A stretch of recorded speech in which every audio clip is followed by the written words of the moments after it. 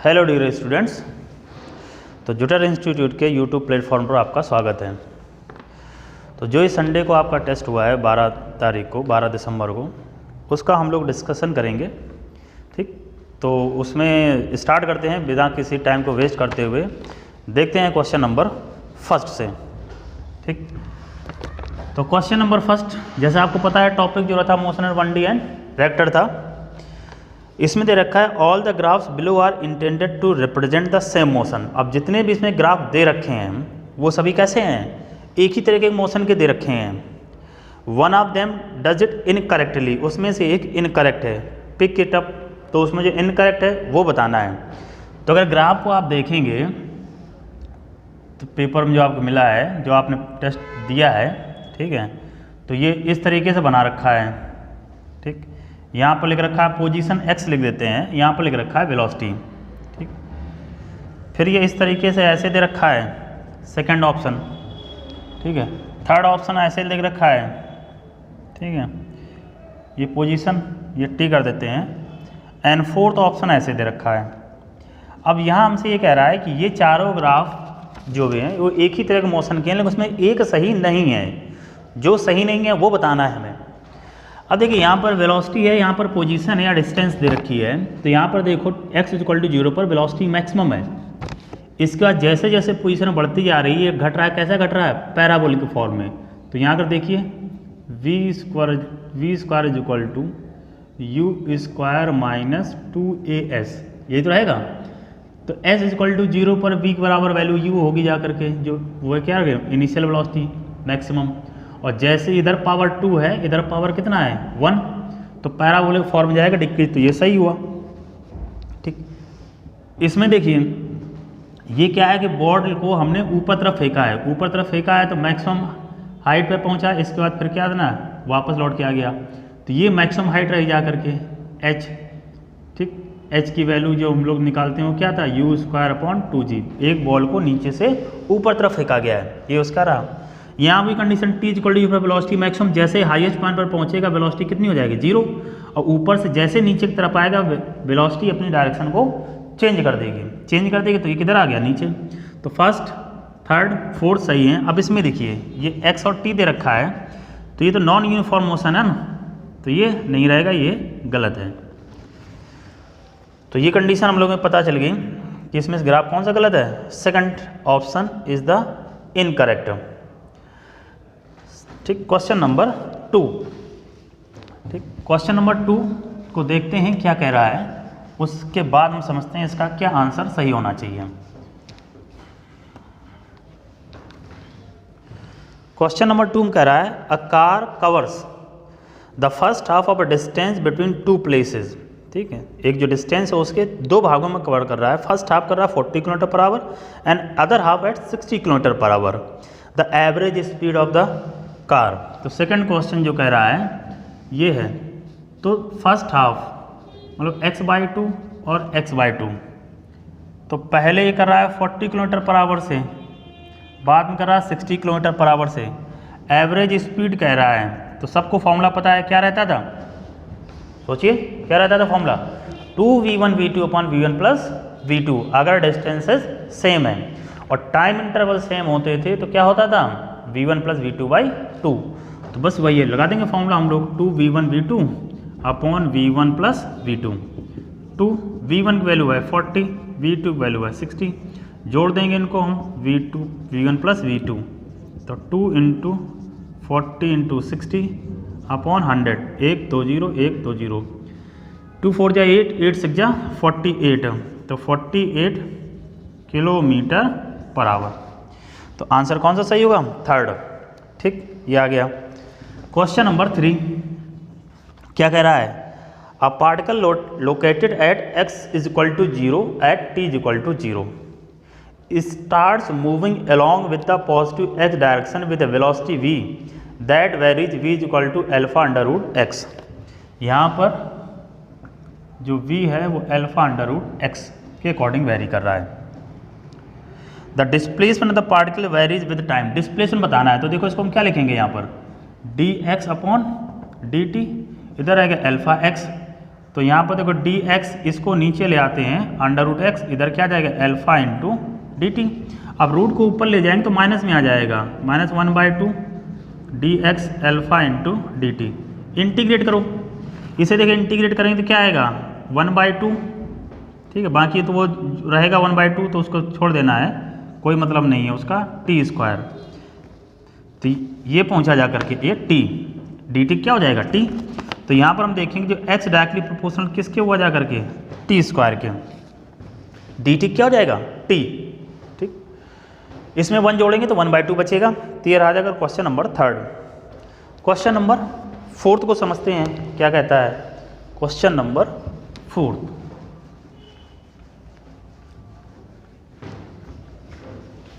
Question number 4 को समझते हैं क्या कहता है। Question number 4, the instantaneous velocity of a particle moving in a straight line is given as, ठीक, v is equal to alpha T plus beta square. Question number 4, v is equal to alpha T plus beta T square, where alpha and beta are constant, the distance travelled by the particle between 1 second and 2 second. 1 second और 2 second के बीच में distance कितनी रहेगी ये बताना है। तो बस सिंपल सा बात है, इसे आप सॉल्व करेंगे D x upon d T, alpha T इधर कितना आ जाएगा beta T square, D T को उधर ले आते हैं हम लोगों को डिस्टेंस कैलकुलेट करना है। D x is equal to alpha T into D T plus beta T square into D T. बस इंटीग्रेट कर दीजिए। टाइम जो कह रहा है 1 सेकंड से लेकर 2 सेकंड, तो 1 से लेकर के 2 तक, 1 से लेकर के 2 तक। डी एक्स का क्या हो जाएगा एक्स एल्फा, इसका इंटीग्रेशन क्या होगा टी स्क्वायर बाई 2, ठीक है। तो ये लिखा हम लोगों ने टी स्क्वायर बाई 2, 1 से लेकर के 2 तक, प्लस बीटा इसका क्या हो जाएगा टी क्यूब बाई 3, तो ये आएगा टी क्यूब बाई 3, 1 से लेकर के 2। अब क्या रहता है upper limit minus lower limit, तो टी जगह 2 रखेंगे तो आएगा 2 पावर 2 बाई 2 माइनस इधर आएगा 1 पावर 2 बाई 2 प्लस बीटा, यहाँ टी जगह 2 रखेंगे 2 power cube by 3 minus 1 power cube by 3। बस सॉल्व कर लेते हैं। अल्फा 2 का स्क्वायर करेंगे कितना आएगा 4, 1 का 1, 4 माइनस 1 करेंगे कितना आएगा 3, ये 3/2 प्लस 2 पावर क्यूब करेंगे कितना आएगा 8, 8 माइनस 1 करेंगे कितना आएगा 7, 7/3 बीटा। तो देखिए क्या आया x is equal to 3/2 alpha plus 7/3 beta. ये राजा करके देख लेंगे option 3/2 alpha plus 7/3 beta. Option number कौन सा रहेगा सेकंड, ठीक है, second option is the correct. तो ये राजा करके क्वेश्चन नंबर 4। अब हम चेक करते हैं क्वेश्चन नंबर 5 को क्या कहता है। लिखा था velocity of particle is v is equal to v nought. तो वेलोसिटी जो लिख रखी है v is equal to v nought plus g t plus l t square. Its position is x is equal to 0 at t is equal to 0, ठीक है। When its displacement then its displacement after t is equal to 1 second. 1 second के बाद displacement बताइए, बस same है procedure, बस इसी तरह सॉल्व करना है हम लोगों को। तो क्या रहेगा देखिए d x upon d t v nought plus g t plus f t square. तो देखिए क्या हो जाएगा यहाँ पर d x is equal to v nought d T plus g d T plus f t square into D t. Integrate कर दीजिए सबको, डी एक्स का हो गया एक्स, इधर आ गया वी टी प्लस जी, इधर आएगा टी स्क्वायर बाई 2, इसका रहा एफ टी क्यूब बाई 3। और यहाँ पर टी की वैल्यू कितना आ रहा है 1 सेकेंड, तो टी की वैल्यू 1 सेकेंड रख देते हैं। तो आ जाएगा v nought plus g by 2 plus f by 3, v nought plus g by 2 plus f by 3। तो ऑप्शन कौन सा करेक्ट है, third option is the correct, ठीक है। तो ये हो गया क्वेश्चन नंबर 5। नेक्स्ट बढ़ते हैं। तो क्वेश्चन नंबर 1 2 3 4 5। अब आप चेक करते जाइए आपने कितने इसमें सही किए हैं। इस तरीके कॉन्सेप्ट के क्वेश्चन आपको कराए गए हैं, डिफरेंशिएशन एंड इंटीग्रेशन। अब आपको ये चेक करना है कि आते हुए कॉन्सेप्ट के सभी क्वेश्चन सही हैं या गलत हैं, तो उसमें कौन सा गलत है और क्यों गलत हुआ कैलकुलेशन में गलत हुआ या कॉन्सेप्ट ही नहीं आपको आया। तो जब आप कमी पहचानेंगे तभी सुधार होगा। ठीक है। Question number 6। क्वेश्चन नंबर 6 में देखिए ग्राफ बना रखा है। ठीक है भाई, हम भी बनाते हैं, ग्राफ बनाना ही पड़ेगा। ठीक, तो ये ऐसे बना रखा है।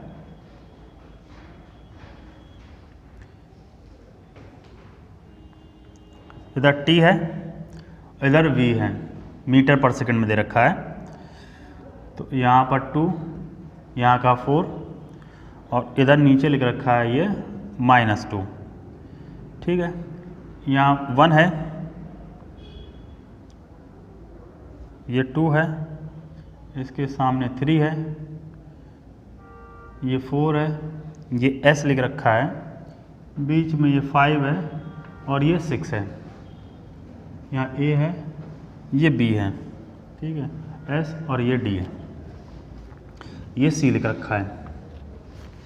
ठीक है, लिख रखा है the velocity and time t graph of a body in a straight line motion is shown in the figure. The point s is at 4.33। ये जो है ये 4.33 मतलब टाइम सेकंड में इतना रहेगा जाकर के 4.33 सेकंड पर है।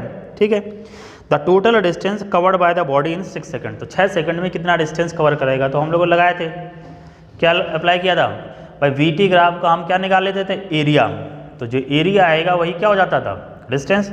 अब देखिए इसको सॉल्व करने के हालांकि जो नॉर्मल सा तरीका है कि हम इसका क्या निकाल देते हैं, एरिया। अब देखो उसको, एक तो ये तरीका ऐसे प्रॉपर मेथड से सॉल्व करें, दूसरा तरीका ये है कि मान अप्रॉक्सीमेट कर लें। अब देखिए अप्रॉक्सीमेट करने में बहुत ज़्यादा अंतर नहीं पड़ेगा, ये 4 है, 4.3 का अंतर आ रहा है, तो हम क्यों इतने कैलकुलेशन को लेंदी ले जाएं, अप्रॉक्सीमेट आंसर देख लेंगे। ठीक, तो इसका एरिया निकालना है, तो एरिया निकालेंगे। ठीक, तो जो एरिया बनेगा उसको देखते हैं हम लोग। तो ये देखो ट्राइंगल, रेक्टेंगुलर शेप है ये ट्राइंगल, और ये भी क्या है, ट्राइंगल।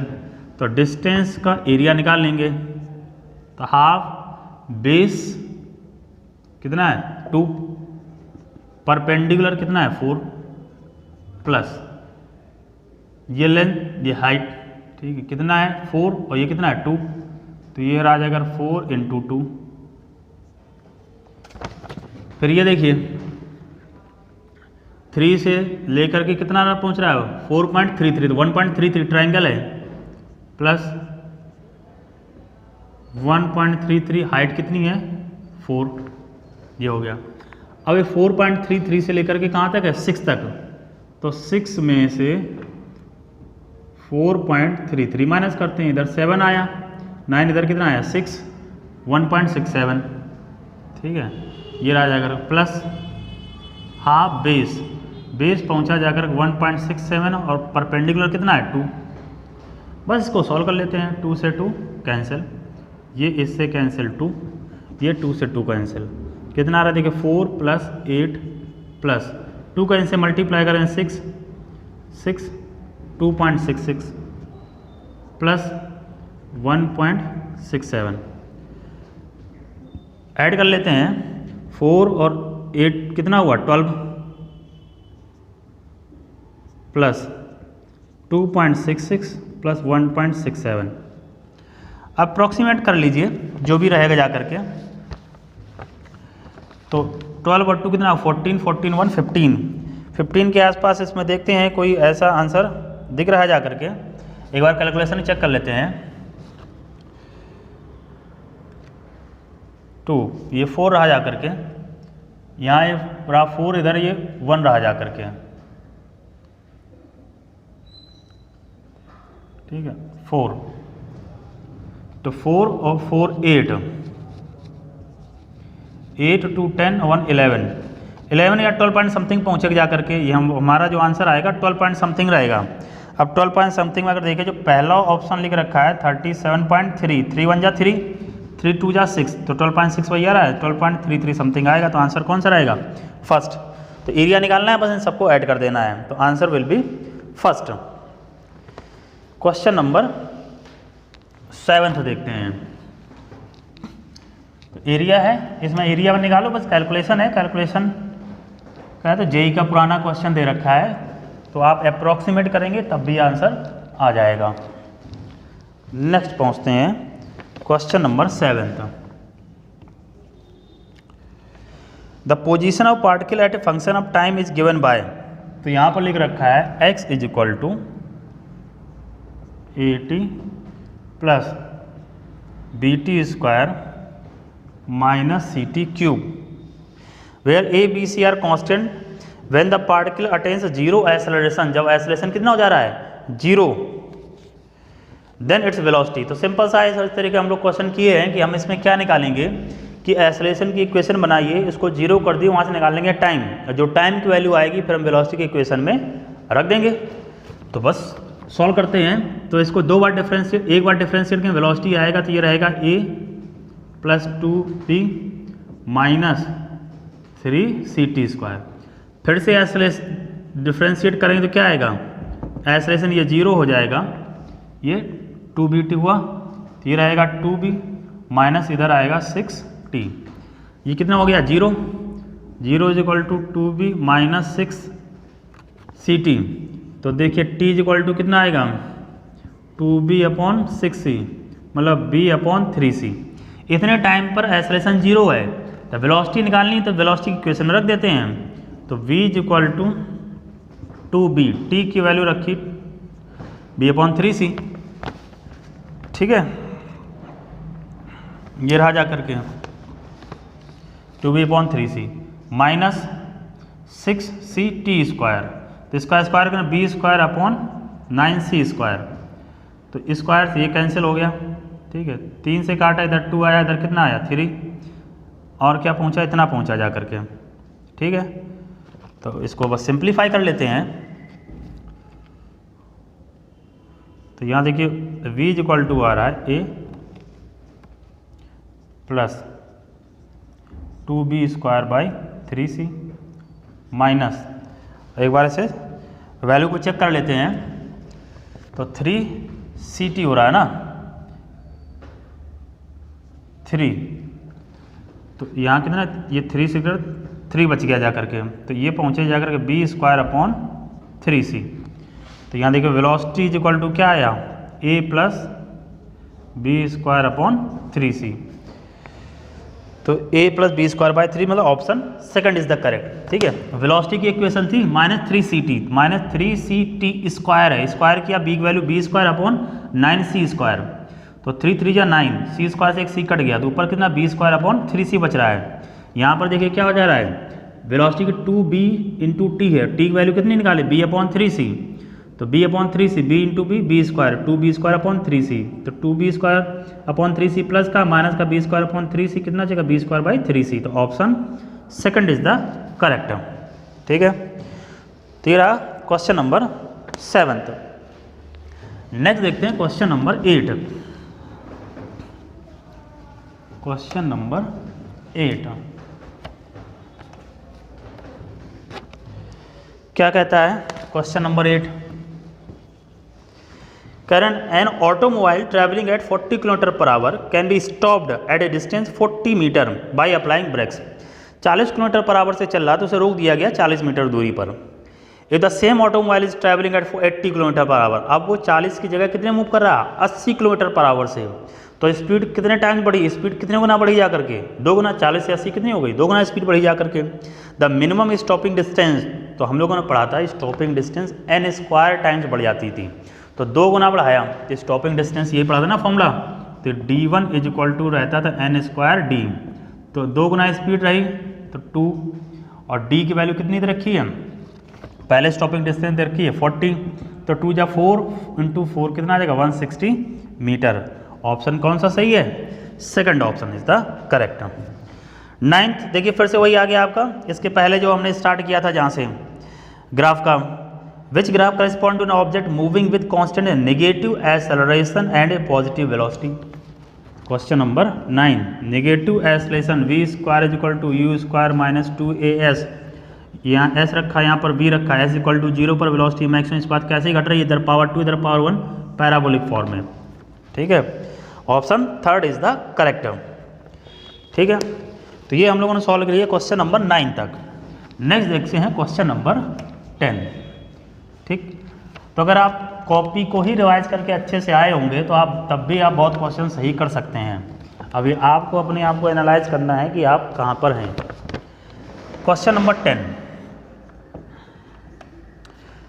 कह रहा है a car starting from rest accelerate at the rate f through a distance s, ठीक, then continues at constant speed for time t and then decelerate at the rate f/2। पहले कांस्टेंट रेट से f से बढ़ रही है, फिर constant speed चल रही टाइम t से, फिर डीएसलेट हो रही f/2 से। If the total distance covered is 15s then, तो s की बताना है क्या रहेगा। तो देखो वेलोसिटी टाइम ग्राफ अगर हम प्लॉट करते हैं फॉर कांस्टेंट एक्सेलरेशन के लिए तो देखिए क्या रहता है, पहले ये एक्सेलरेट हुआ, फिर ऐसे चला जा करके और फिर ये इस तरीके से यहाँ पहुँच गया जा करके। तो ये t टाइम के लिए चल रहा है, यहाँ पर डिस्टेंस s बताई जा रही है, ठीक, ये कंडीशन है। तो मान लेते हैं 0 A B एंड C, यहाँ मान लेते हैं D, ये E। जो टोटल डिस्टेंस है वो 15s है। तो हम लोग पढ़ेंगे भाई VT ग्राफ में इसका एरिया निकालेंगे, वही क्या होगी, टोटल डिस्टेंस। अब देखिए मैक्सिमम स्पीड अगर हम देखेंगे 0 से यहाँ A तक मैक्सिमम रहेगी जा करके, तो एक्सेलरेशन यहाँ पर दे रखा है f और यहाँ पर दे रखा है एक्सेलरेशन f/2। अब जितनी स्पीड यहाँ पर आ जाएगी पूरे कांस्टेंट स्पीड से ये मूव करेगा। बस अप्लाई करते हैं, पहले देखते हैं कि वेलोसिटी क्या हो जाएगी O से लेकर के A तक, v = u + at। Initial velocity 0, acceleration f है, टाइम t1 है जूम की, तो v = हो गया ft1, ठीक है। अब इसका निकालेंगे डिस्टेंस। डिस्टेंस इसकी पहले की s दे रखी है, तो s = ut + half at²। Initial velocity 0 है तो इसलिए u 0 रख दिया, हाफ a की वैल्यू है f और टाइम माना है t1, तो हाफ ft1², इक्वेशन फर्स्ट। अब निकालेंगे a से b तक। a से b का जो एरिया रहेगा जा करके, ठीक है, वही डिस्टेंस रहेगी जाकर, तो इसको मान लेते हैं s2, सेकंड पार्ट है ना। तो ये आ जाएगा स्पीड इनटू टाइम, ठीक है, स्पीड इनटू टाइम ये हो जाएगा। कांस्टेंट स्पीड से है ना, एक्सेलरेशन 0 है। स्पीड निकाली हम लोगों ने ft1, तो देखो ft1 इधर रहा t और ये होगा जाकर के s2। ये इक्वेशन कौन सी रही, सेकंड, ठीक। अब थर्ड देखते हैं, थर्ड यहाँ पर पहुँच रहा है जा करके, तो थर्ड ये पहुँच रहा है, ये पहले स्पीड थी मैक्सिमम, इस बात कितनी हो जाएगी 0, ठीक है, 0 हो गई। तो इसको हम लोग देखो देखते हैं जा करके, तो थर्ड जो पहुँची जा करके वो s3 = यहाँ फाइनल वेलोसिटी 0 हो जा रही है, तो उसको उसी तरह रखते हैं जा करके। तो इधर आ जाएगा हाफ a की वैल्यू है f/2 और टाइम यहाँ पर मान लेते हैं ये है t2, ये है t2 का होल स्क्वायर। अब अपने पास समस्या ये है कि भाई t1 और इस t2 में रिलेशन हम निकाल लें, क्या रहेगा जा करके। तो पहले देखो वेलोसिटी ये निकाली थी, अब यहाँ पर क्या b से c अगर यहाँ लगाएं v = u - a t2, final velocity 0, initial v minus acceleration है f/2, इधर कितना रहा t2। तो यहाँ पर हम देखेंगे भाई f/2 t2 = v, तो f/2 t2 और v की वैल्यू कितनी निकाली हम लोगों ने, ft1, f से f हटा दीजिए, तो देखो t2 = आ रहा है 2t1। अब ये t2 की वैल्यू हम यहाँ पर पुट कर देते हैं, यहाँ पर पुट करेंगे तो डायरेक्ट कर दूँ अगर मैं 1/2 f/2, t2 की वैल्यू 2t1 इसका स्क्वायर करेंगे तो वही आएगा 4t1², 2 × 2 = 4, 4। तो ये देखिए s3 = आ रहा है ft1² और s कितना था, हाफ t1²। तो जो s3 है वो s का कितना है 2 टाइम्स, ये कंडीशन दे रखी है, ये इक्वेशन थर्ड। अब दे क्या रखा है, ये पूरी डिस्टेंस जो दे रखी है वो 15s के बराबर है। तो सबको अगर हम जोड़ेंगे हम, ठीक है, सबको अगर जोड़ें s + s2 + s3 = कितना है 15s। तो देखो s2 की वैल्यू है ft1t और ये है 2s = कितना है 15s। s और 2s कितना हुआ 3s, 3s उधर जाएगा, कितना बचेगा 12s। तो देखिए ft1t = ये है 12s, इक्वेशन फोर्थ, ठीक, ये आया। अब समस्या अपने सामने ये देखो t1 को हटाना है, तो s वाली की इक्वेशन और देख लेते हैं। तो s की इक्वेशन ये लिखी है, तो इनको हम डिवाइड कर देते हैं।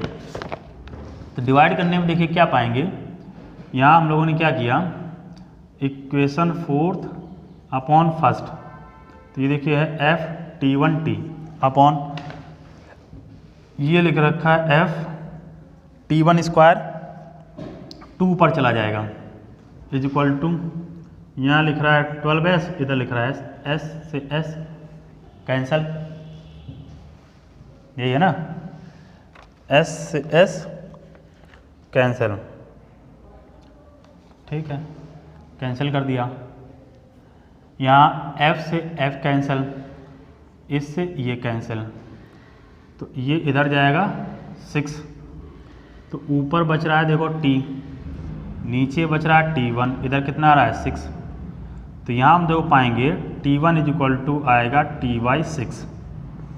अब इस T1 की वैल्यू यहाँ पर रख देते हैं, तो यहाँ हम लोगों को देखो आया है 12s is equal to F T1T, ठीक, तो s is equal to 1/12, f T1 की वैल्यू हो गई T/6 इंटू क्या है t, तो देखो s is equal to 1/12 f t square. किसी भी तरीके से कर सकते हैं आप, नॉर्मली जो हम लोगों ने देखा है उसको हमने स्पीड और टाइम ग्राफ का अगर एरिया निकालेंगे तो डिस्टेंस आती है, ठीक, तो एक बार इस वीडियो को पॉज करके रोक करके या स्पीड इसकी स्लो कर देंगे इसने वीडियो पोर्शन की, आप इसे एक बार फिर से सॉल्व कर देखेंगे। जेईई मेंस का पुराना क्वेश्चन है, इसी तरीके के क्वेश्चन आते भी हैं, तो आपको तरीका है, बाकी तो देखो इसकी कैलकुलेशन है कि आप कैसे इसको सिंप्लीफाई कर सकते हो, ठीक है। तो ये रहा क्वेश्चन नंबर 10, ऑप्शन कौन सा करेक्ट है, 4th, ठीक है। तो question number 10 correct option is the 4th। आगे बढ़ते हैं, इसके बाद फिर समझते हैं क्वेश्चन नंबर 11, ठीक। 11 क्वेश्चन क्या कहता है उसको जानेंगे हम लोग। क्वेश्चन नंबर 11,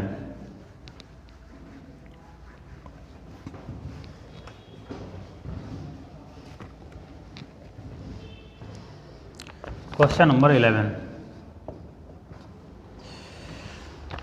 लिख रखा है, passenger train of length 60 metre travels at a speed of 80 kilometre per hour, another freight train of length 120 metre travel at a speed of 30 kilometre per hour, ratio of times taken by passenger train in completely cross the freight train when they are moving in the same direction, they are moving in the opposite direction. तो simple सा है, पहली train जैसे मानते हैं L1 की value उसने length दे रखी है 60 मीटर और जो इसकी स्पीड दे रखी है वो दे रखी है 80 किलोमीटर पर आवर। तो सिंपल सी बात, इसे बदलने के हम लोग मीटर पर सेकंड में, तो अगर 2 से काटा इधर आ गया 9, यहाँ कितना आ गया 40, तो V1 इज इक्वल टू हो गया जाकर के 200/9 मीटर पर सेकंड। चलिए दूसरी ट्रेन की जो लेंथ दे रखी है वो दे रखी है 120 मीटर और उसकी स्पीड दे रखी है 30 किलोमीटर पर आवर। तो यहाँ भी वही करेंगे, 5/18 से मल्टीप्लाई करेंगे, 6 3 जा 18, इधर आएगा 5, तो 25/3 मीटर पर सेकंड। तो पहला अगर कह रहा है they are moving in the same direction, तो टाइम T1 लेंथ तो दोनों को जोड़ देंगे और रिलेटिव वेलोसिटी क्या आ जाएगी V1 माइनस V2, तो लेंथ जोड़ देते हैं। रेशियो पूछ रहा है तो फालतू में कोई कैलकुलेशन करने से फ़ायदा नहीं है, तो ऐसे ही सिंप्लीफाई करते हैं। तो यहाँ पर देखो हम लिख लेते हैं, ज़्यादा आसान रहेगा, V1 माइनस V2 200/9 माइनस 25/3, तो हम क्या 9 लाने के लिए 3 से ऊपर नीचे कर दिया मल्टीप्लाई, 200 इधर आएगा 75, 275 माइनस करेंगे 125/9, ये आ रहा है इनका डिफरेंस। अगर अपोजिट डायरेक्शन में होंगे तो ऐड हो जाएगा, तो 200/9 इतने इसमें ऐड कर देंगे, 75/9 कितना आएगा 275/9। बस सिंपल सा है।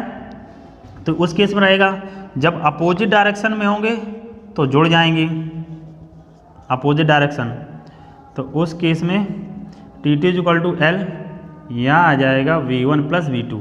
रेशियो पूछ रहा है इनका, तो देखिए T1/T2 डिवाइड करेंगे तो L और इसके लेंथ तो ये कट जाएंगी, ऊपर आ जाएगा v1 प्लस v2 और नीचे आएगा v1 minus v2। v1 plus v2 275/9, v1 minus v2 125/9, 9 से 9 कट गया। अब कैंसिल आउट कर देते हैं, 25 से कटा 1, 2 बचा, फिर 25 हो गया 1 और नीचे कितना आ गया 5। आंसर क्या रहा 11/5। 11/5 मतलब option first is the correct. Simple सा है, सेम डायरेक्शन में रिलेटिव वेलोसिटी माइनस में हो जाएगी, अपोजिट डायरेक्शन में रिलेटिव वेलोसिटी प्लस में हो जाएगी। लेंथ हमेशा ऐड होंगे जाकर के, इनका रेशियो पूछ रहा है, रेशियो मतलब रिलेटिव वेलोसिटी का रेशियो आपको सिंपल से आ जाएगा अपोजिट में, इनवर्सली प्रोपोर्शनल। ठीक, क्वेश्चन नंबर 11 रहा। नेक्स्ट बढ़ते हैं क्वेश्चन नंबर 12 की तरफ। Question number 12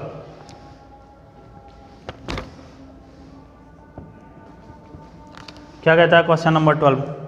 a person standing on a open ground hear the sound of a jet aeroplane coming from the north at a angle of 60 degree with the ground level, but he find the aeroplane right vertically above his position if v is the speed of sound, speed of plane is.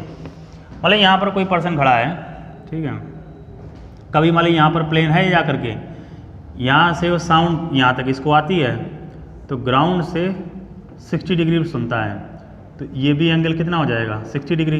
लेकिन वो क्या पाता है कि plane तो उसके ऊपर आ गया, तो मतलब ये से चल के आ गया, तो ये साउंड की वेलोसिटी v मान लेते हैं, एरोप्लेन की वेलोसिटी v फाइंड आउट करनी है हम लोगों को। सिंपल सी बात है, ये एंगल पता है, एंगल के साथ वाला होता है बेस, ये वाला रहता है हाइपोटेन्यूस, तो लगा देते हैं हम लोग cos 60 is equal to base upon hypotenuse. cos 60 value रहती है 1/2 v upon speed of sound, तो देखिए ये v इज इक्वल टू क्या आ गया v/2 बस। पर डायग्राम आपको समझना है और कोई मतलब नहीं है उसका।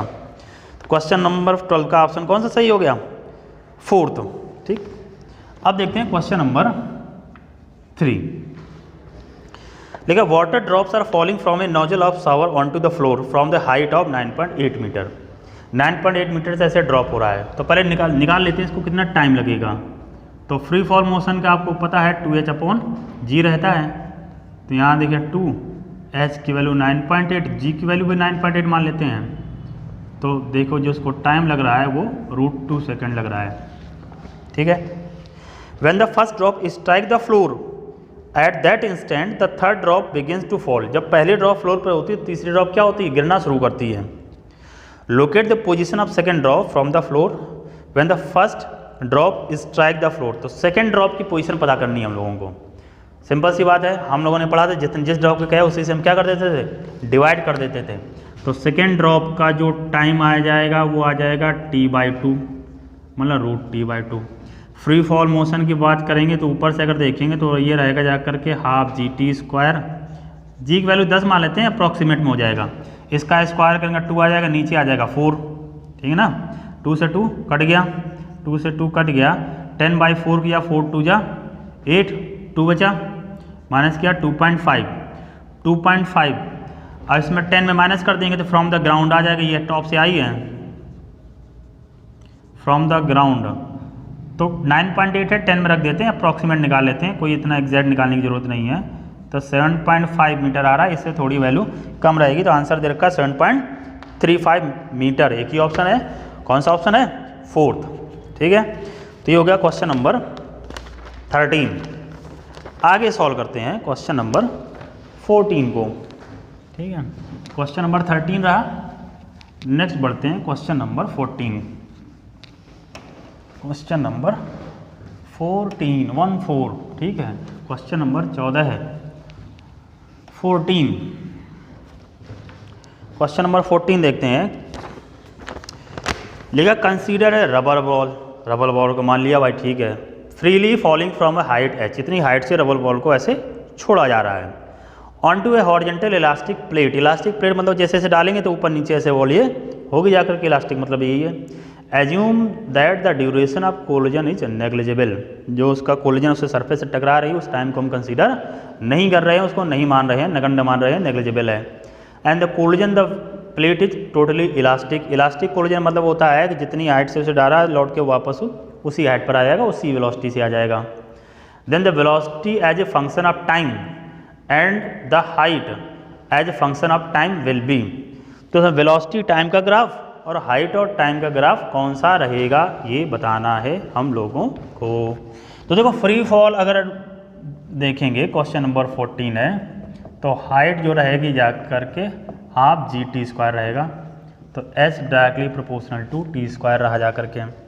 अब इसमें निगेटिव नहीं रहेगा, सबको हम क्या, जैसे एक बार ऐसे गया फिर ऊपर आएगा, फिर ऐसे जाएगा फिर ऊपर आएगा, तो यहाँ पर हमें क्या रखना है, निगेटिव पॉजिटिव नहीं मानना है, क्योंकि स्क्वायर कर रहे हैं, स्क्वायर में जो निगेटिव वैल्यू भी होगी वो भी क्या हो जाएगी, पॉजिटिव हो जाएगी। तो टी इज इक्वल टू 0 पर इतनी हाइट पर था ये, और इसके बाद हम देखेंगे यहाँ से ऐसे गिरा तो सब ऐसे इस तरीके से आ जाएंगे। तो हाइट का तो ये ग्राफ रहना चाहिए।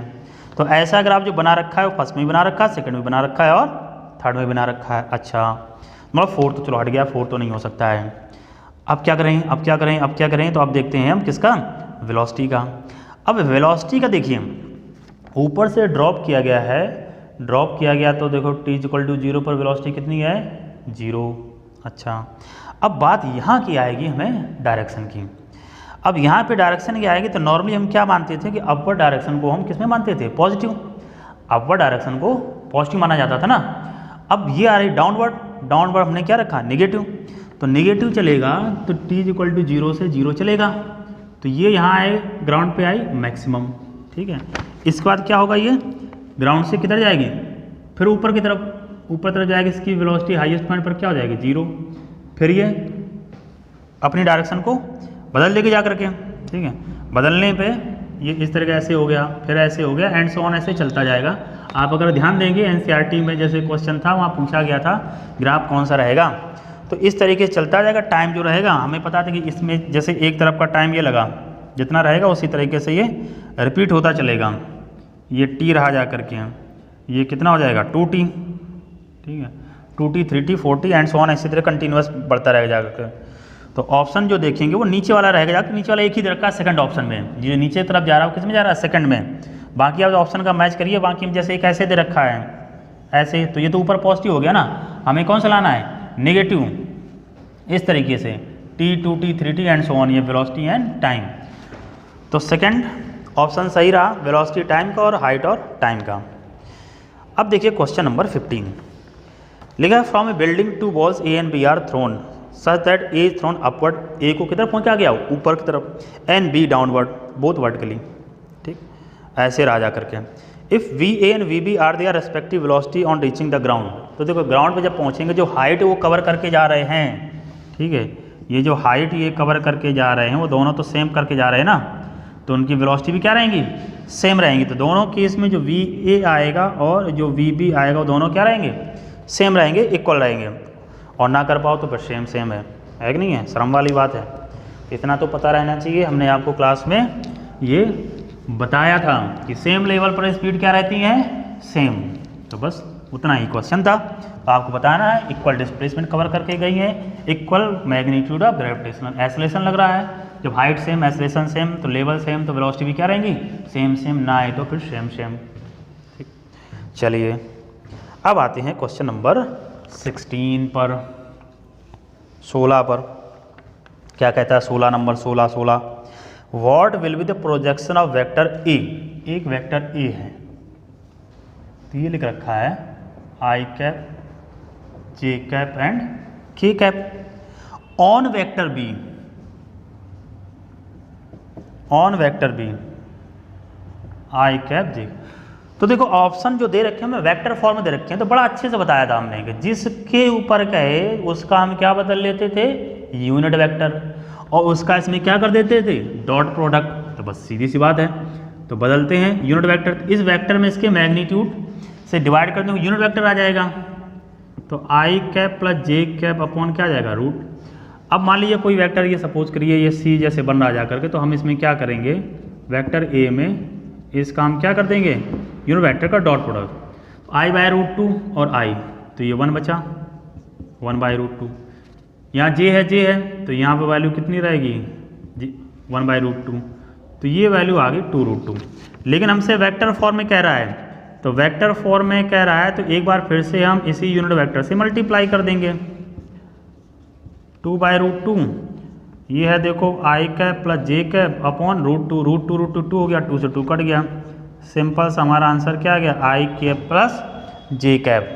बस वेक्टर फॉर्म में कहता तो फिर से उसी यूनिट वेक्टर से हम क्या कर देते थे, मल्टीप्लाई कर देते थे। अगर केवल प्रोजेक्शन पूछता तो जिसके ऊपर कहे उसको हम बदल लेंगे यूनिट वेक्टर में और उसका इसके साथ क्या कर देंगे, डॉट प्रोडक्ट। ठीक है, तो क्वेश्चन नंबर 16, क्वेश्चन नंबर 17 क्या कहता है भाई, 17 लिखा है if A cross B is equal to B cross A. अब देखो कितना आसान सा है, A cross is equal to B cross A क्या रहता था, एक दूसरे के डायरेक्शन का अंतर रहता, डायरेक्शन अंतर कितना होता था 180 डिग्री, 180 डिग्री मतलब pi. A cross B is equal to क्या है, बी क्रॉस ए। तो हम लोगों ने जाना था इसमें क्या होता था, डायरेक्शन का अंतर होता है, ये अगर अपवर्ड है तो किधर रहेगा, डाउनवर्ड, जो फेज डिफरेंस आ आएगा वो कितना आ जाएगा, पाई का। ठीक है, 180 degree. Question number 18, stream of river is flowing with speed of 2 kilometre per hour. ठीक है, एक नदी का प्रवाह है जो 2 किलोमीटर पर आवर से बह रहा है। ठीक है भाई, 2 kilometre per hour. A swimmer can swim at a speed of 4 kilometre per hour. एक तैराक है, तैराक क्या है 4 किलोमीटर पर आवर से तैर सकता है। What should be the direction of the swimmer with respect to flow of river to cross the river straight. Straight देखो समझ जाओ, ये सीधे पार करना चाहता है, इसको सीधे पार करना चाहता तो ऐसे तैरेगा, ऐसे तैरेगा। तो हम लोगों ने ये कहा था कि ये जो आना चाहिए v साइन थीटा वो किसके बराबर होना चाहिए, u के। बस हो गया सॉल्व। तो v sine theta is equal to u, तो sine theta is equal to u upon v। u की वैल्यू 2, v की वैल्यू 4, वैल्यू आ गई 1/2। 1/2 का मतलब कितना हुआ जा करके 30 डिग्री। एंगल ये 30 डिग्री, ये 90, टोटल कितना हो जाएगा 120 डिग्री। 120 डिग्री में क्या हो गया, ऑप्शन थर्ड। ठीक है, विद डायरेक्शन ऑफ स्विमर तो ये आ जाएगा। तो यहाँ से ये 90 है और ये 30 है, तो टोटल एंगल हो गया 120 डिग्री। 120 डिग्री मतलब 120 डिग्री। चलिए, तो ये रहा क्वेश्चन नंबर 8 मैकेनिक्स पोर्शन का। क्वेश्चन नंबर 18 अब हम देखते हैं मैकेनिक्स से रिलेटेड जो भी क्वेश्चन होंगे उनको हम लोग सॉल्व करेंगे। तो आते हैं सेक्शन बी में, क्वेश्चन नंबर 36 बुद्धि किसकी होती है पता है, नहीं पता है ना, पता करके आना, अगर पता है तो कमेंट में बताना। ऐसे कमेंट नहीं करने हैं, ठीक है, ये तो मजाक की बात है। 36 क्वेश्चन नंबर 36। चलिए question number 36, question number 36। The distance travel by body moving along a line in time t is proportional to t cube. चलिए एक्स डायरेक्टली प्रोपोर्शनल किसके है, टी क्यूब के। अच्छा जी, the acceleration time graph for a motion of a body will be. तो acceleration time graph बताओ, तो सीधी सी बात है यार, इसको एक बार डिफ्रेंशिएट करेंगे तो क्या मिलेगा हमें, वेलोसिटी dx अपॉन dt, ये रहेगा 3t²। फिर से डिफ्रेंशिएट करेंगे, मिलेगा एक्सेलरेशन कितना आएगा 60। Acceleration directly proportional to t है, और डायरेक्टली प्रोपोर्शनल का जो ग्राफ रहता है वो कैसा रहता है, straight line passing through the origin. Origin से पास होगा, तो ऑप्शन कौन सा सही हो जाएगा, सेकंड। ऑप्शन सेकंड सही हो गया, second.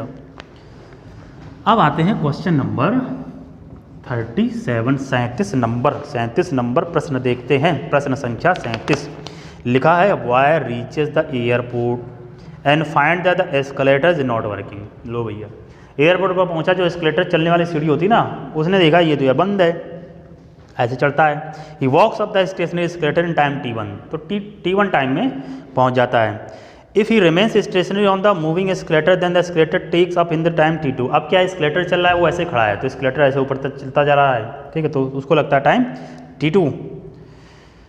The time taken by him to walk up on the moving escalator. अब एस्केलेटर भी चल रहा है और जो लड़का है वो भी उस पर चल रहा है, तब कितना समय लगेगा, ऑब्वियस बात है पहले की तुलना में अब समय कम लगेगा। ये तो अनुभव की बात है, खूब आपने एक्सपीरियंस किया होगा, ऐसा किया भी होगा। चलिए क्वेश्चन नंबर देखिए, एस्केलेटर की ये मान लो इतनी लेंथ पर पहुंच रहा है जा करके, ये लेंथ है, पहले v1 स्पीड से चल रहा है, तो t1 इज इक्वल टू रहेगा l अपॉन v1। अब क्या हुआ, वो खुद खड़ा है, एस्केलेटर चल रहा है, तो डिस्टेंस तो वही चलनी है ना, L2 रह जा करके। अब क्या है कि अब दोनों चल रहे हैं तो एक दूसरे की स्पीड को क्या करेंगे, सपोर्ट, तभी तो टाइम कम लगेगा। बस हो गया काम हो गया तो मतलब काम होने का मतलब क्या है, काम तमाम हो गया क्या, नहीं भाई, काम हो गया मतलब हमने सॉल्व कर लिया, यही मतलब है इसका, काम तमाम नहीं हो गया है। ठीक है, तो यहाँ पर अब देखेंगे अगर हम ये करेंगे 1/T1 तो आएगा V1/L, और इधर आएगा 1/T2 तो 1/T2 क्या आ जाएगा V2/L, V1/L 1/T1 V2/1/T2, बस सॉल्व कर लेंगे। 1/T = ये रहेगा 1/T1, ये रहेगा 1/T2। तो ये आपको पता है, सिंप्लीफाई करना जानते हो, T1 T2/T1 + T2। ठीक है, तो ये ध्यान भी रखना है। न्यूमेरिकल भी इस पे आता है। न्यूमेरिकल का मतलब ये, अब तुम सोचोगे ये क्या है, ये न्यूमेरिकल नहीं तो क्या, अरे न्यूमेरिकल का मतलब जिसमें कैलकुलेशन देते थे, संख्याएं दे देते हैं, तो वैल्यू दी होंगी 6 सेकेंड 8 सेकेंड जो भी दिया होगा, बाद में फाइनल टाइम पूछ देगा। ये तो क्वालिटेटिव क्वेश्चन है जिसमें आपको सिंबल का फॉर्म दे रखा है, इसमें न्यूमेरिकल वैल्यू दे देगा, तब की बात कह रहा हूँ मैं। ठीक है, तो ऑप्शन कौन सा सही हुआ, तीसरा, थर्ड सही हो गया। चलिए अच्छी बात है भाई, थर्ड सही हो गया।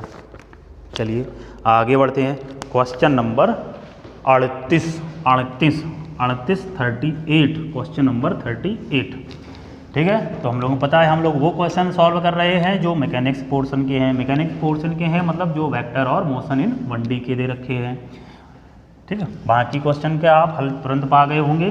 ठीक है, और आप वीडियो के जो सेक्शन है उसमें जाएंगे, आपको सब कुछ मिल जाएगा। क्या मिल जाएगा, सब कुछ मतलब फिजिक्स केमिस्ट्री बायो। चलिए क्वेश्चन नंबर 38। अब कह रहा है, एक बैलून वॉज मूविंग अपवर्ड, एक गुब्बारा ऊपर तरफ जा रहा with uniform velocity of 10 metre per second. ठीक है भाई, एक गुब्बारा जो है ये ऊपर जा रहा है, कितने, 10 मीटर पर सेकंड से, बहुत सही। An object of finite mass is dropped from the balloon, अब वहाँ से गुब्बारे से एक ऑब्जेक्ट को गिरा दिया गया। अच्छा, from the balloon when it was a height of 75 metre, ये मान लेते हैं ग्राउंड है, तो यहाँ से 75 मीटर जब तक तब ड्रॉप कर दिया गया।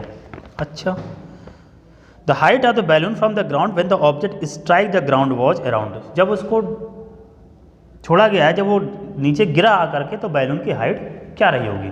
सिंपल सी बात है, देखिए हम क्या करेंगे, हम ये निकालेंगे भाई उस ऑब्जेक्ट को अर्थ तक आने में कितना समय लगा। अब फ्री फॉल मोशन में जो हाइट रहती है क्या रहती है, हाफ GT², मतलब मेन काम अपना रहेगा T को पता करना। अब तुम सोचोगे जब गिराया गया तो वो हाइट कितनी थी, 75 मीटर। अरे भाई 75 मीटर से तो उसे छोड़ा गया है, तुरंत थोड़ी ना आ जाएगा, उस समय ये बैलून भी तो ऊपर तरफ चलता जा रहा है कि नहीं है। तो जितने टाइम ये इधर आएगा उतने टाइम कुछ बैलून ऊपर चला जाएगा, तो बस जो टाइम वो आएगा उसी से हम क्या निकालेंगे, सीधे H = हाफ GT² से हम निकाल लेंगे इसकी हाइट क्या होगी।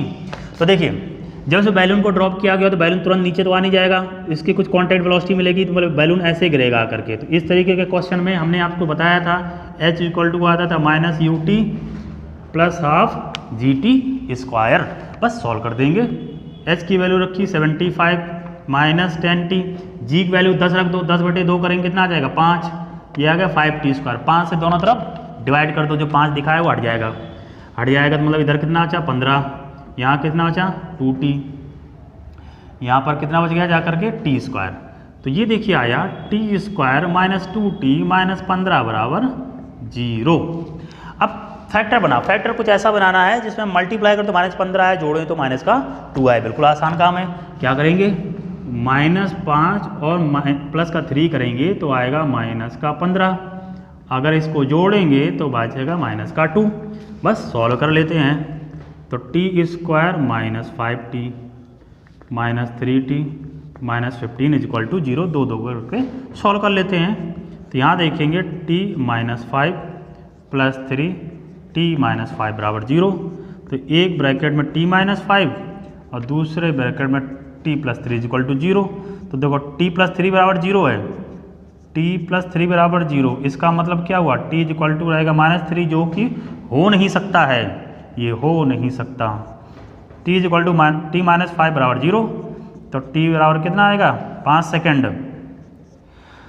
तो 5 सेकेंड में वो नीचे गिरेगा तो हाइट निकाल लेंगे। H = क्या रहेगा, हाफ GT², G की वैल्यू 10, 10/2 करेंगे 5, और 5 का स्क्वायर करेंगे कितना आएगा 25, 25 पंचे 125 मीटर, ठीक है ना। ऑप्शन कौन सा सही हुआ? थर्ड, 38 का थर्ड, तीसरा, ठीक है, तीसरा सही हो गया क्वेश्चन नंबर 38, ठीक है। तो ये रहा जा करके। नेक्स्ट क्वेश्चन को सॉल्व करते हैं। क्वेश्चन किताबिया, बुकिया, यूनिवर्सिटिया चाहिए, ठीक है।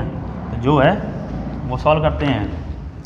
तो सॉल्व करके देखते हैं, जो भी आपका सही होगा उसको हम लोग देखते हैं। चलिए क्वेश्चन नंबर 39, 39, ठीक है। चलिए जो होगा सो होगा। अब देखते हैं question number 39। A ball is release from the top of a tower of a height h metre. 1 h metre height से बॉल को ऐसे ड्रॉप कर दिया गया। ड्रॉप, जहाँ भी टर्म में ड्रॉप लिखा हो मतलब इनिशियल वेलोसिटी 0।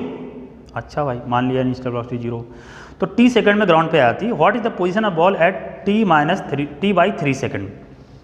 भाई t सेकंड में नीचे आ रही थी, अभी हम बात कर रहे थे हाफ gt स्क्वायर निकाल लेते हैं फ्री फॉल मोशन में। तो t/3 में क्या होगा, ऊपर से देखेंगे हम लोग 39 में।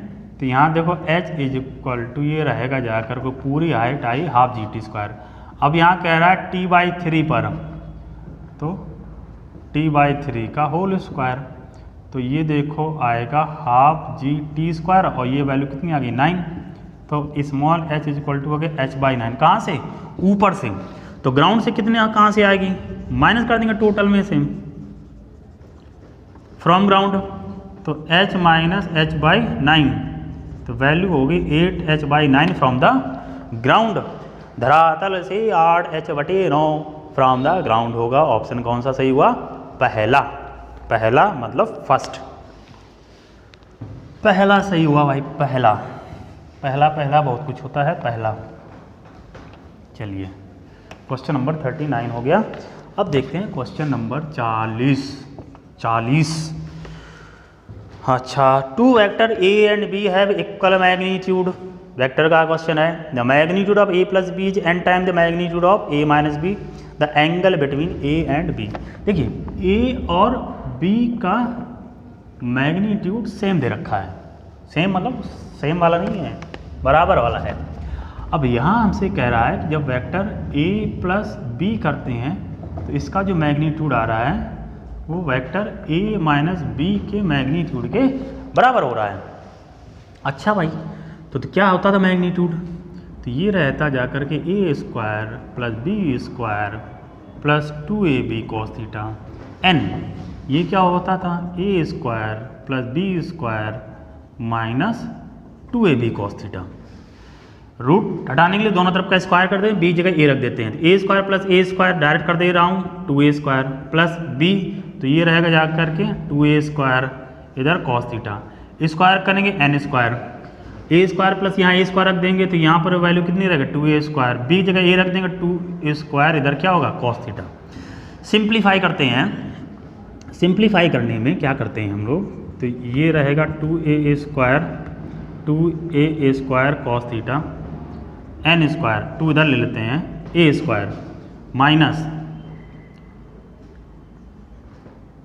2n square a square cos theta. Angle निकालना है, एंगल निकालना है तो इसको ले जाते हैं हम इधर, तो 2a स्क्वायर cos थीटा ये हो जाएगा common, 2a square cos theta. यहाँ बचेगा 1, ठीक है, ये इधर आएगा प्लस का हो जाएगा ना, प्लस का हो जाएगा तो देखो n स्क्वायर प्लस 1 बचेगा इक्वल टू यहाँ 2n स्क्वायर a स्क्वायर और ये 2a स्क्वायर, तो यहाँ भी यही काम करेंगे, 2a स्क्वायर लेंगे तो n स्क्वायर उधर जाएगा, ये हो जाएगा माइनस में, ये प्लस का उधर जाएगा किस में हो जाएगा माइनस में, 2a स्क्वायर काट दीजिए, तो देखो cos theta is equal to n square minus 1 upon n square plus 1। Simplification है n square minus 1 upon n square plus 1। Option number first is the correct, पहला ऑप्शन सही है। क्वेश्चन नंबर 40 का first option is the correct. अच्छा, तो ये हो गया क्वेश्चन नंबर 40। वीडियो को पॉज करेंगे, अपनी मर्जी से एक बार इसे सॉल्व करके देख लेंगे ऑप्शन कौन सा सही रहेगा, फर्स्ट ऑप्शन, ठीक है। ये क्वेश्चन नंबर हुआ 40। आगे बढ़ते हैं, आगे बढ़ते हैं, वीर तुम बढ़े चलो, वीर तुम बढ़े चलो, तो आगे ही बढ़ते रहो, ठीक है। बढ़ते बढ़ते एक दिन अपना मुकाम, अपनी मंजिल आप पा लेंगे। वही पाना है। अबे मंजिल कोई बिल्डिंग थोड़ी नहीं वहाँ पहुँच जाओगे। मंजिल मतलब जो आपका एम है, जो लक्ष्य है आपका। क्वेश्चन नंबर 41, लगा particle moves from the point, जहाँ से चल रहा है वो लिख रखा है 2i + 4j, यहाँ से चल रहा है, इनिशियल पोजीशन दे रखी है at t = 0 with an initial velocity 5i + 4j। तो जो इनिशियल वेलोसिटी है 5i + 4j, ठीक है। Acted upon a constant force which produces constant acceleration, जो एक्सेलरेशन है वो लिख रखा है 4i + 4j। What is the distance of the particle from the origin at t = 2 second. Origin से डिस्टेंस पूछ रहा है। ओरिजिन पे कितनी थी, ये रही थी। अब जितनी डिस्टेंस जितनी चलेगा उसमें ओरिजिन से हम जोड़ देंगे, वही तो ओरिजिन से निकलेगी। तो ये फॉर्मूला आपको पता है, वेक्टर फॉर्म में खूब बताया गया है, ut + ½ at²। सॉल्व कर देते हैं। u की वैल्यू दे रखी 5i + 4j और t की वैल्यू दे रखी है 2 + ½ एक्सेलरेशन लिख रखा है 4i + 4a, t की वैल्यू 2 का स्क्वायर करेंगे कितना आ जाएगा 4, यहाँ कट करेंगे या 2 रहेगा। तो देखो डिस्प्लेसमेंट 2 का अंदर मल्टीप्लाई करेंगे 10i + 8j प्लस 2 का अंदर मल्टीप्लाई करेंगे 8i + 8j, 10 और 8 18i, 8 8 16j। Distance from the origin, origin ये देख रहा 2i + 18i कितना आया 20i, 16j + 4j कितना आ रहा 20j। अगर इसका मैग्नीट्यूड बात करें तो i और j एक दूसरे के परपेंडिकुलर रहते हैं, तो ये कितना आ जाएगा 20√2। ऑप्शन नंबर 20√2 मतलब सेकंड, ठीक है। Question number second is the correct answer. अब मैकेनिक्स पोर्शन का ये अंतिम प्रश्न है, ठीक है। अंतिम प्रश्न जो है आपको 13 करोड़ के लिए, ठीक है। ये रहा आपके स्क्रीन पर, क्या रहा स्क्रीन पर, लिखा particle is moving along a circular path with constant speed of 10 metre per second. Speed constant है, सर्कुलर पाथ में मूव कर रहा है, तो मतलब यूनिफॉर्म सर्कुलर मोशन। चलिए भाई, ये जो है कितनी स्पीड से मूव कर रहा है 10 मीटर पर सेकंड, ठीक है। When it move through angle 60 degree around the centre of, what is the magnitude of change in velocity. तो चेंज इन वेलोसिटी बताइए इसमें कितना आएगा जब एंगल कितना बना है 60 डिग्री। देखो कितना आसान क्वेश्चन दे रखा है, जो इनिशियल वेक्टर वही फाइनल वेक्टर, एंगल कितना दे रखा है 60 डिग्री, चेंज भी कितना आएगा उतना ही आएगा। पढ़ा था ना वेक्टर में, नहीं पढ़ा था, बोलो। अगर वेक्टर मैग्नीट्यूड a का बराबर हो मैग्नीट्यूड b का और एंगल दे रखा 60 डिग्री, तो यही आता था vector a minus vector b के मैग्नीट्यूड के बराबर, दोनों बराबर 10 10 10, ठीक है। Option number 4 that is. Thank you. कोशिश करिए आप ज़्यादा से ज़्यादा सही करिए, जो आपने टेस्ट पेपर जैसा भी दिया होगा आपको एनालाइज करिए, आंसर आपको डिस्कशन है। इसके बाद भी अगर कोई समस्या रहती है तो आप कमेंट करिए, मैसेज भेजिए, ठीक है। मैसेज भेजिए व्हाट्सएप पे, टेलीग्राम पर, या कोचिंग आइए, जिस भी माध्यम से आप पूछ सकते हो पूछिए, हम बताएंगे। Thank you. मिलते हैं नेक्स्ट सेशन में फिर।